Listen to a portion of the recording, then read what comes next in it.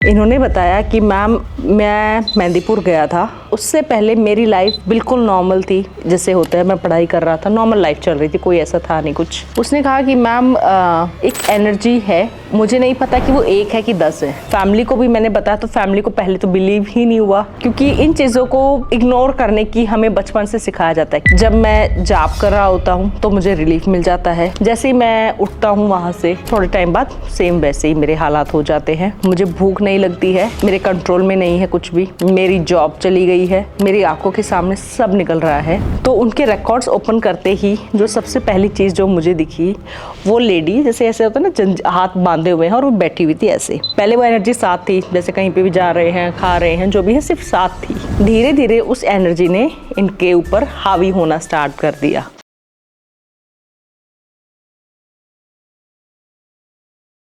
जय माता दी। आज का जो किस्सा है, इससे आपको ये जानने को मिलेगा कि जब भी हम किसी ऐसी जगह जाते हैं, जैसे कि मेहंदीपुर बालाजी हो गए या कोई हॉन्टेड प्लेस होती है जहां हमको कहा जाता है कि नहीं जाना चाहिए, फिर भी चले जाते हैं, या रिसर्च में एडवेंचर के उसमें चक्कर में चले जाते हैं और प्रिकॉशन नहीं लेते हैं, तो क्या होता है। इस एक्सपीरियंस में ये जो आए थे क्लाइंट मेरे पास, इन्होंने बताया कि मैम मैं मेहंदीपुर गया था और 1-2 जगह और गया था, और उससे पहले मेरी लाइफ बिल्कुल नॉर्मल थी, जैसे होता है मैं पढ़ाई कर रहा था, नॉर्मल लाइफ चल रही थी, कोई ऐसा था नहीं कुछ। लेकिन मुझे नहीं पता कि वहां से आने के बाद हुआ है कि कब हुआ है, बट धीरे धीरे रियलाइज मुझे काफी टाइम बाद हुआ, और शायद मुझे लगा कि मैं वहां जाने से हुआ है। 6-7 महीने के बाद मेरी लाइफ में बहुत चेंजेस आने लगे। मतलब 6-7 महीने तक जो था, मैंने कभी ध्यान नहीं दिया, बट जब ज्यादा बड़े चेंजेस आने लगे, ज्यादा ड्रास्टिक चेंजेस आने लगे, तो मुझे लगा कि हाँ, कुछ किया है मैंने, या मुझसे कुछ गलती हुई है, या कोई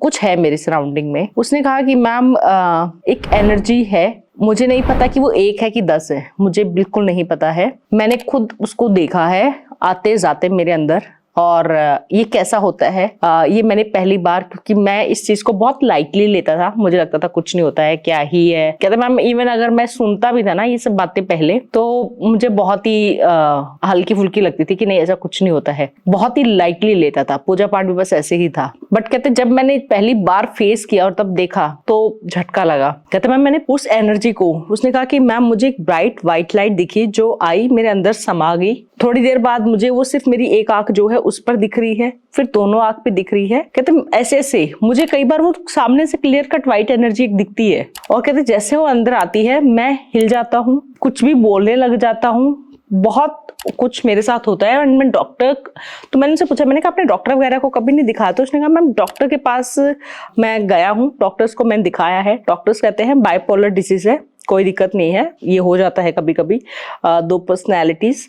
तो कहते मैम पता नहीं, मुझे समझ नहीं आ रहा है मेरे साथ क्यों हो रहा है। अब मैं जब फैमिली को भी मैंने बताया तो फैमिली को पहले तो बिलीव ही नहीं हुआ, क्योंकि मैंने जैसे आप लोगों को बताया, पहले भी बताया है कि नहीं बिलीव कर पाते हैं, क्योंकि इन चीजों को इग्नोर करने की हमें बचपन से सिखाया जाता है कि इग्नोर नहीं, कुछ नहीं होता। एक बच्चा अगर डर भी रहा तो सोचेंगे नहीं नहीं नहीं कुछ नहीं है बेटा, कुछ नहीं है, फिर उसको चीज बार बार दिखने लग जाएगी, फिर भी उसको ये कहेंगे नहीं कुछ नहीं है, हमें तो कुछ नहीं बेटा, तू गलत है, कोई बात नहीं, ये कर ले वो कर ले। लेकिन फिर वो बच्चा क्या करता है, वो बताना बंद कर देता है। तो उसको जानने की बजाय, उस बच्चे को समझाने की बजाय, कुछ प्रिकॉशन लेने की बजाय हमसे कहते कुछ नहीं है, कुछ नहीं है। हमें ये लगता है कि कुछ नहीं है ऐसे कहने से वो बच्चा उस चीज को देखना बंद कर देगा या वो चीज खत्म हो जाएगी, बट ऐसा कुछ नहीं होता है। जो हो रहा है, जो दिख रहा है, वो अपनी ही जगह है, आपने सिर्फ एक अपने ऊपर से टाल दिया है। लेकिन क्या होता है कि कुछ टाइम बाद जब वो चीज बड़ी होकर निकलती है, तब फिर आउट ऑफ कंट्रोल हो चुका होता है सब कुछ, फिर नहीं समझ आता कि अब क्या करे तो क्या करे। ऐसे ही इनके केस में हुआ। इन्होंने कहा कि मैम मैंने पहले बताया तो लोगों ने मतलब नहीं लिया, फैमिली ने भी थोड़ा सीरियसली नहीं लिया कि कुछ नहीं है, तू तो ऐसे ही हो रखा है, थोड़ा सा टाइम पे उठा करो, काम किया करो, ऐसे मतलब ऑब्वियसली। इसने कहा कि मैम बस मुझे ऐसे ही ये सब कहा गया, लेकिन जब चीज ज्यादा सीरियस होगी, मुझे कहा कि ध्यान दिया और मुझे कहा कि मेहंदीपुर बालाजी वापस जाओ, तुम वहां जाने से हुआ है। कहते मैं वापस वहां पे गया। जब मैं गया कुछ टाइम के लिए मैं ठीक हुआ, ठीक रहा, फिर से वापस वैसे ही हो गया। अब ऐसी सिचुएशन है, अब ऐसी कंडीशन है कि जब मैं जॉब कर रहा होता हूँ, पूजा पाठ कर रहा होता हूँ, तो मुझे रिलीफ मिल जाता है, लेकिन वो सिर्फ उसी टाइम के लिए मिलता है। जैसे ही मैं उठता हूँ वहां से थोड़े टाइम बाद सेम वैसे ही मेरे हालात हो जाते हैं। मुझे भूख नहीं लगती है, मेरे कंट्रोल में नहीं है कुछ भी, मेरी जॉब चली गई है, रिलेशंस मेरे कंट्रोल में नहीं है, मेरी शादी वाला कुछ नहीं बन रहा है, मतलब मेरी उम्र निकल रही है, ऑब्वियसली सिंपल सी बात है, तो एक एज होती है शादी की भी, उसके बाद नहीं वो बात बन पाती है। तो कहते मैम मेरी हाथों से, मेरी आंखों के सामने सब निकल रहा है और बहुत टाइम हो गया है, मैं आपको काफी टाइम से बात करने का ट्राई कर रहा था, बट शायद स्लॉट्स उसको नहीं मिल पा रहे थे। तो सच में ये दिक्कत, मतलब जब मैं सुनती हूँ ना कि मेरी स्लॉट नहीं मिल पा रहे हैं, तो उसको खत्म करने के लिए ही मैंने स्लॉट्स का नंबर इंक्रीज किया है। तो अगर आप में से भी कोई ऐसा है जो यही कंप्लेन लेके बैठा कि मैम स्लॉट नहीं मिलते हैं, तो प्लीज स्लॉट्स आपको सबको मिलते हैं। हम हर महीने की 15, 16, 17 इस डेट के सराउंडिंग में हम स्लॉट्स ओपन कर देते हैं नेक्स्ट मंथ के, तो स्लॉट्स ओपन है, आप लोग ये नहीं कह सकते हैं। तो उन्होंने कहा कि मैम ऐसा था, मैं 3 महीने से आपका ट्राई कर रहा था, मुझे नहीं मिल रहे थे, अभी मुझे मतलब हुआ और मैं आपसे बात करना चाहता था, क्योंकि मैं 2 जगह भी गया हूँ पहले, वहां पे कोई सोल्यूशन नहीं, बस उन्होंने कहा हाँ हमने भगा दिया, हमने कर दिया और हुआ कुछ नहीं। जब मैंने उनके रिकॉर्ड्स ओपन किए तो उनके रिकॉर्ड्स ओपन करते ही जो सबसे पहली चीज जो मुझे दिखी, ऑब्वियसली मेहंदीपुर बालाजी से उनके साथ आई हैं, इसमें वो बिल्कुल सही थे। वो जो एनर्जी थी जिस इंसान के अंदर से, जिस लेडी के अंदर से वो आई थी, वो लेडी जैसे ऐसे होता है ना, हाथ बांधे हुए हैं और वो बैठी हुई थी ऐसे, और उसके अंदर से वो एनर्जी जैसे उसके अंदर से निकली, वो वहीं की वहीं वो लेडी जो थी वो खत्म हो गई थी। उस एनर्जी ने दिखाया, क्योंकि वो जैसे ही मैंने उनके रिकॉर्ड्स ओपन किया, वो एनर्जी सामने आई और उसने दिखाया कि वो आई कहाँ से है। तो उस लेडी के अंदर से आई थी, जैसे उसके अंदर से निकली वो लेडी वहीं खत्म हो गई थी और वो एनर्जी इसके साथ हो गई। इसने उस लेडी से या तो इंटरेक्ट किया था कुछ ना कुछ, या उसके ऊपर कुछ तो इन्होंने ऑब्वियसली वहां पे किया था। जो मैंने इनको बताया कि आप उनके करीब से गए हो, आप उन पे थोड़ा सा हल्के में आपने होता है कि कुछ नहीं है देखो, मतलब होता है ना मजाक टाइप में, वैसे आपने किया था और तब से आपके साथ हुआ है। शायद जो स्पिरिट थी, जो एनर्जी थी, उसको होता है कि अच्छा मुझे चैलेंज कर रहे हो, मैं दिखाती हूँ, तो हो सकता है उस एनर्जी का वैसा, और तब से वो आपके साथ है। पहले वो एनर्जी सिर्फ साथ रही उसके, इसलिए शायद उन्हें लेट रियलाइज हुआ। पहले वो एनर्जी साथ थी, जैसे कहीं पे भी जा रहे हैं, खा रहे हैं, जो भी है, सिर्फ साथ थी। धीरे धीरे उस एनर्जी ने इनके ऊपर हावी होना स्टार्ट कर दिया। मतलब से होता है कि इंसान सो रहा है, कई बार आप लोग भी फील करते होंगे, स्लीप पैरालिसिस जैसे हम बोलते हैं कि सो रहे हैं तो ऐसा लगता है कोई ऊपर है, गला दबा रहा है, कोई मारने वाला है, कोई फेंकने वाला है, कुछ करने वाला, लेकिन हम बोलने की कोशिश कर रहे हैं, बोल नहीं पा रहे हैं, ऐसा लगा बंधे हुए हैं, दबे हुए हैं। ये स्लीप पैरालिसिस होता है। इसको कभी भी हल्के में नहीं लेना चाहिए। अगर ऐसा हो रहा है किसी के साथ भी, तो आपको एक तो गोमती चक्र आप अपने गले में पहन लीजिए, सबसे पहली बात। दूसरी चीज, आपकी सराउंडिंग में नेगेटिव एनर्जी है, घर का ऑरा क्लीन करिए, खुद के ऑरा पे ध्यान दीजिए, क्योंकि जब आपके घर का ऑरा और आपका ऑरा वीक है, तभी पहली बात आपके घर वो चीज आई है। यानी कि सिंपल सी अगर मैं आपको एग्जांपल देके समझाऊं कि आपके घर के दरवाजे खुले हैं, तभी वो चोर अंदर आया है। दूसरी बात, आपने उसको अलाउ किया है, तभी वो आपके बेडरूम तक आ पाया है, यानी कि आपने बेडरूम की कुंडी नहीं लगाई है, कुछ भी आपसे गलती हुई है, ये वैसे है। तो कहीं ना कहीं दोनों चीजों को आपको ध्यान रखना होगा। घर का ऑरा स्ट्रांग रखिए। ऑरा क्लीन कैसे करते हैं, मैंने रील भी बनाई है, वीडियोस भी बनाई है, आप लोग अगर दोबारा चाहते हो तो प्लीज कमेंट करिए, मैं दोबारा फिर से बना दूंगी। खुद का ऑरा स्ट्रांग रखिए, खुद का ऑरा बहुत जरूरी है। अगर आपका ऑरा स्ट्रांग होगा, आप लोग बहुत देखते होंगे, जिसका ऑरा स्ट्रांग होता है वो लोग जैसे जहां एंटर करते हैं ना, तो सब उनको एक बार मुड़ के देखते हैं, सबकी नजरें होती हैं, सब थोड़े से, चाहे वो जेलस हो रहे हैं चाहे कुछ भी है, उनके बारे में ही बात कर रहे होते हैं, बस उनका ऑरा, उनकी वाइब्रेशन इतनी तेज है। जिनका ऑरा वीक होगा वो कब आए कब गए किसी को नहीं पता चलेगा। तो अपने ऑरा पे ध्यान दीजिए। दूसरा उसका फायदा ये होता है कि कोई भी आप पर कुछ कर नहीं पाएगा, चाहे ब्लैक मैजिक है चाहे नेगेटिव एनर्जी है, वो ट्राई करेंगे बट हो नहीं पाएगा।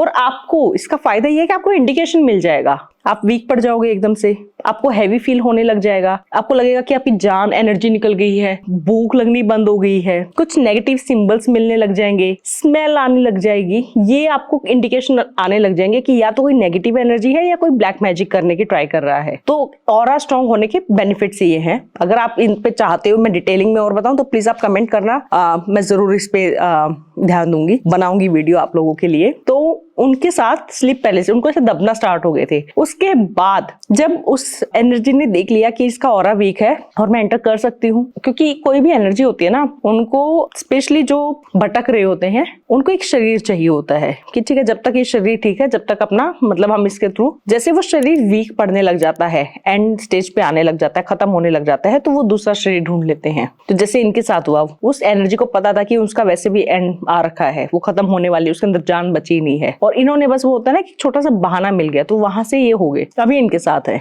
तो वो अब उनके साथ बार बार इन एंड आउट वो एनर्जी हो रही है, और एनर्जी एक ही है, एनर्जी एक ही है। फिर मैंने उस एनर्जी से पूछा कि तुम हो कौन। उसके साथ भी उस एनर्जी, चलो वो जो मेहंदीपुर में जो लेडी की डेथ होगी उसके अंदर भी कैसे कि हो कौन तुम, बेसिकली तुम अपना मुझे दिखाओ। तो उसने दिखाया, वो मुस्लिम थी लेडी, और बिकॉज हाइट अच्छी है, सुंदर थी, बहुत सुंदर दिख रही थी, सिर पे ऐसे लिया हुआ था, एंड उसने सुसाइड किया था कुछ पर्सनल रीजंस की वजह से। तो उसने अपना पूरा मुझे डिटेलिंग ऐसे दिखाई, और उसके बाद वो एनर्जी ऑब्वियसली भटक रही थी, और फिर उसने जो इनके साथ कैसे है, अभी इनको कैसे इन एंड आउट होती है, मतलब पूजा कर रहे हैं कुछ ऐसा है तो एनर्जी नहीं है, लेकिन जब उसको होता है तो वो इन हो जाती है उसको तंग करने के लिए, तब फिर वो अलग ही रिएक्ट कर रहा होता है, डबल आवाजें आती हैं वैसे। तो मैंने जब उस एनर्जी में से पूछा कि तुम कैसे अब जाओगी, कैसे, बेसिकली तुम्हारा पर्पस क्या है, क्या तुम्हें मेहंदीपुर ही वापस छोड़ के आए, कैसे जाओगी। उसने काफी टाइम तक तो कुछ रिएक्ट ही नहीं किया, मतलब वो बताना ही नहीं चाह रही है, सोल्यूशन ही नहीं देना चाहती है कि वो जाएगी कैसे। बट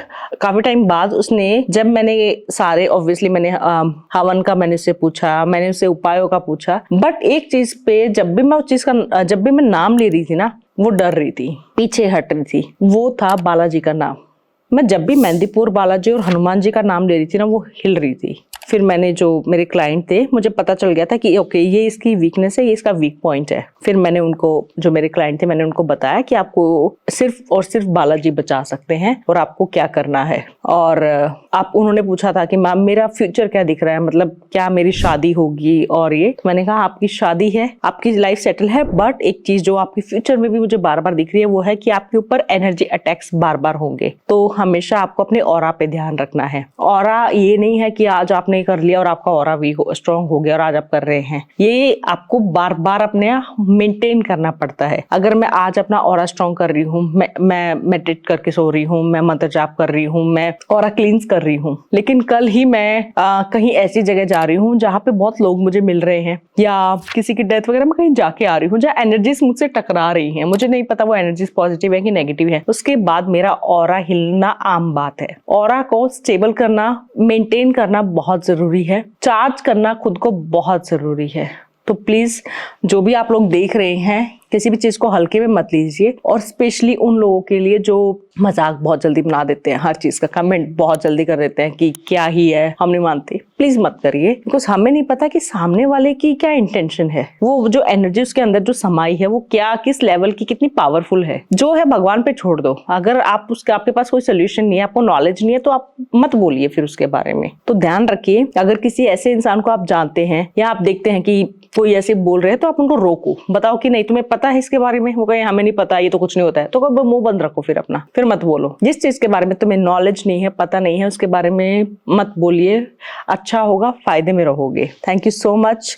कैसा लगा ये एक्सपीरियंस कमेंट्स में जरूर बताइएगा। जय माता दी, जय संतोषी माँ।